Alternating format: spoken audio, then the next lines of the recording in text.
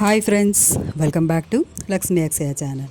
ఈరోజు మనం ఇంట్లో ఉండే కూరగాయలతోని చాలా చక్కగా అయితే కర్రీ లేకుండా చక్కగా అయితే ఇలా పప్పుని ప్రిపేర్ చేసుకొని రైస్తో తింటే చాలా బాగుంటుంది.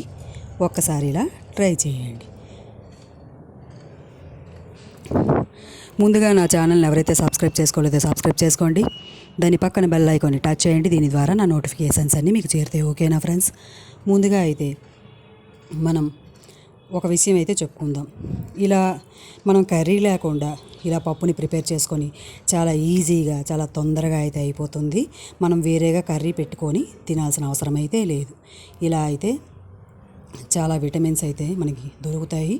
చాలా ఇష్టంగా అయితే పిల్లలు కూడా కొంచెం నెయ్యి వేసి పెడితే చాలా ఇష్టంగా అయితే తింటారు. పిల్లలే కాదు, పెద్దలు కూడా చాలా ఇష్టంగా అయితే తింటారు. ముందుగా అయితే మనం స్టవ్ని అయితే వెలిగించి కుక్కర్ని అయితే పెట్టుకొని కుక్కర్ బాగా వేడైన తర్వాత ఆయిల్ని అయితే పోసుకుందాం.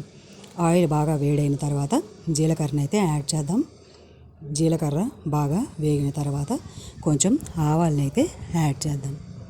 ఆవాలు యాడ్ చేసి అవి కొంచెం చిట్చిట్లాడుతుంటే మనం కొంచెం కరివేపాకునైతే యాడ్ చేద్దాం. కరివేపాకు యాడ్ చేసుకొని అవి బాగా ఆకంతా వేగిన తర్వాత మనం వెల్లుల్లిపాయల్ని ఇలాగా కొంచెం దంచిపెట్టి వేసుకుంటే ఇంకా టేస్టీగా ఉంటుంది. ఎలా వేసుకున్నా ఓకే. నెక్స్ట్ రెడ్ మిర్చిని అయితే యాడ్ చేసుకొని కొంచెం పోపు అంతా ఇలా వేయించుకుందాం.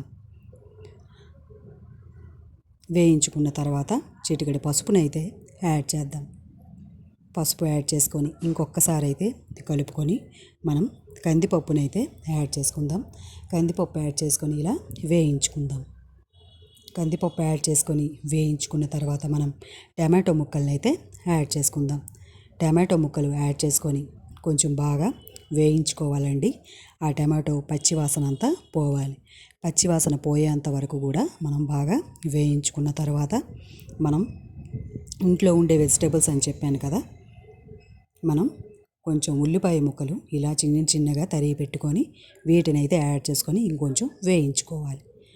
ఉల్లిపాయ పచ్చివాసన పోయేంత వరకు కూడా మనం ఇలా వేయించుకోవాలి.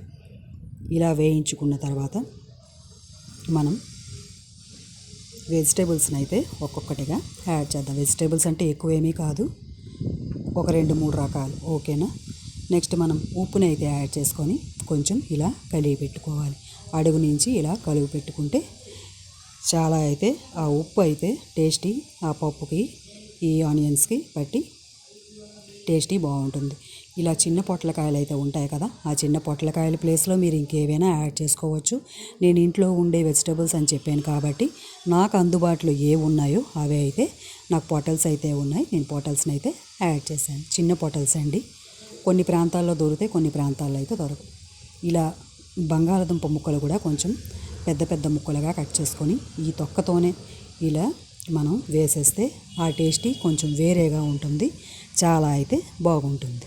ఈ బంగాళదుంప ముక్కలు, ఈ పొటల్స్ ముక్కలు వేసి మనం కొంచెం బాగా వేయించుకోవాలి. ఎందుకంటే పచ్చివాసన బాగా పోయేంత వరకు కూడా మనం ఇలా వేయించుకోవాలి. చూస్తున్నారు కదా ఫ్రెండ్స్, బాగా అయితే వేగిపోయాయి. ఇంకొంచెం బాగా మనం వేగించుకుందాం. పప్పు అంతా వీటికి పట్టేలా, ఆ ఫ్లేవర్ అంతా ఆ ముక్కలకు పట్టేలా ఇంకొంచెం బాగా వేయించుకుందాం.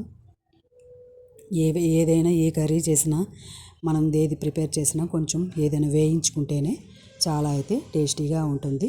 దీనికి సరిపడా వాటర్ని అయితే ఇప్పుడు యాడ్ చేసుకుందాం. ముక్కలు మునిగేంత వరకు వాటర్ని అయితే యాడ్ చేసుకొని ఒక 5-6 విజిల్స్ వచ్చేంత వరకు, అంటే బాగా అయితే కందిపప్పు ఉడకాలి కదండి, అలా అని చెప్పి ఇంకొంచెం నీళ్ళు వేసాం కదా మనం, ఇంకొంచెం ఉప్పునైతే యాడ్ చేద్దాం. ఉప్పు సరిపోతే ఓకే, చాలకపోతే ఇంకొంచెం అయితే మనం ఉప్పునైతే యాడ్ చేసుకొని ఇంకొంచెం గెరటితో ఇలా కలుపుకొని ఒక 5-6 విజిల్స్ వరకు ఇలా ఉంచుకుంటే కుక్కర్ మూత అయితే పెట్టుకొని నెక్స్ట్ అయితే మనం మూత తీసి చూసుకుంటే పప్పు అయితే రెడీ అయిపోతుందండి. చూస్తున్నారు కదా, పప్పు అయితే ఇలా అయితే వస్తుంది. దీనికి పప్పు అని మనం అనవచ్చు, కర్రీ అని కూడా అనవచ్చు. కందిపప్పుతో ఈ వెజిటేబుల్స్ కర్రీ చాలా అయితే చాలా బాగుంటుంది. ఈ రైస్లో పెట్టుకొని తింటే చాలా అయితే టేస్టీగా ఉంటుంది. చాలా ఇష్టంగా అయితే తింటారు పిల్లలు, పెద్దలు చాలా బాగా అయితే ఇష్టంగా అయితే తింటారు. ఇందులో కొంచెం నెయ్యి వేసి పెడితే పిల్లలు చాలా ఇష్టంగా అయితే తింటారు. మీకు ఈ రెసిపీ నచ్చుతుందని నేను ఎక్స్పెక్ట్ చేస్తున్నాను. మీకు కనుక ఈ వీడియో నచ్చినట్లయితే నా వీడియోని లైక్ చేయండి, షేర్ చేయండి. నా ఛానల్ని సబ్స్క్రైబ్ చేసుకోవడం మాత్రం మర్చిపోవద్దు ఫ్రెండ్స్. ఓకేనా? Thanks for watching. ఉంటాను. Bye friends.